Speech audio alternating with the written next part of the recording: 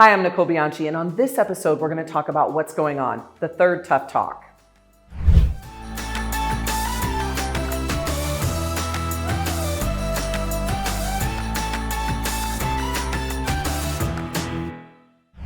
The what's going on conversation explores a shift in someone's behavior, performance, or relationship. At first glance, having this talk might not seem that difficult, but there are several factors that can make it messy.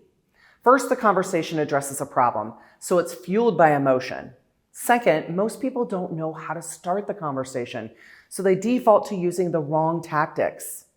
This results in blocking the path to having a meaningful conversation. To identify when to have the what's going on conversation, you need to understand the types of changes someone can exhibit. It could be a behavior, a shift in a person's behavior, usually something small and it starts suddenly, like they show up late to a few meetings, or they aren't as responsive to emails, or maybe they seem quieter at work. It's easy to observe, but also easy to ignore.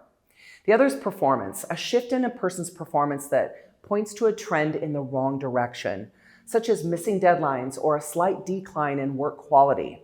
And the third one is relationship. A shift in a person's relationship can show up in how they interact with you or how they interact with the team.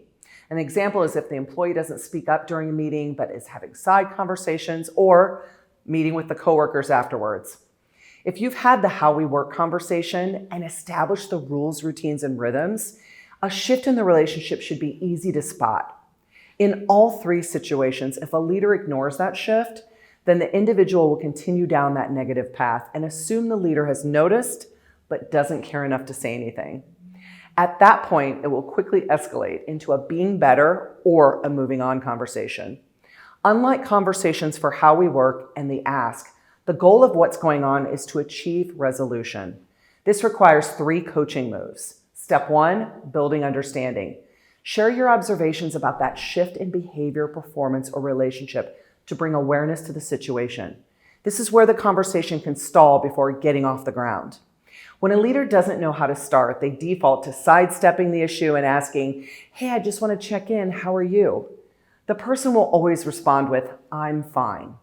The leader may also point out the shift in the situation and ask, "What's wrong?" The person will take a defensive stance and answer, "Nothing."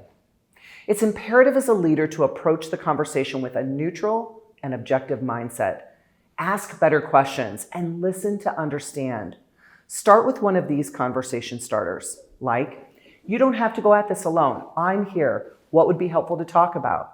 Or, "We had aligned on the next steps, yet I don't see any action from you. What's going on?" Or, "Our relationship is important to me and I feel like we haven't been on the same page recently. What's one thing we could change for the better?" Step 2 is building alignment, where both parties acknowledge the situation, listen to each other, and mutually explore what outcomes they each want and whether those outcomes align. Step 3, build action. This establishes the next move and where to go from here. When it's a behavior, performance, or situation, the leader should not source the change. You can edit and enhance it, but the individual should come up with the solution so they don't overpromise and underdeliver. If it's a relationship situation, then you may have to revisit the how we work rules and routines to become realigned.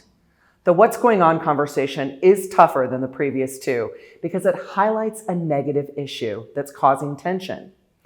It's uncomfortable and often emotional for both parties, but when you don't have the conversation, it ends up jumping to the being better conversation. Although most leaders acknowledge it's awkward, they are relieved and pleased after the what's going on conversation. Have you noticed a shift in someone's behavior, performance, or their relationship with you? If so, it's time to lead a brave what's going on conversation with them. Continue on with us to the next episode where we talk about the being better conversation.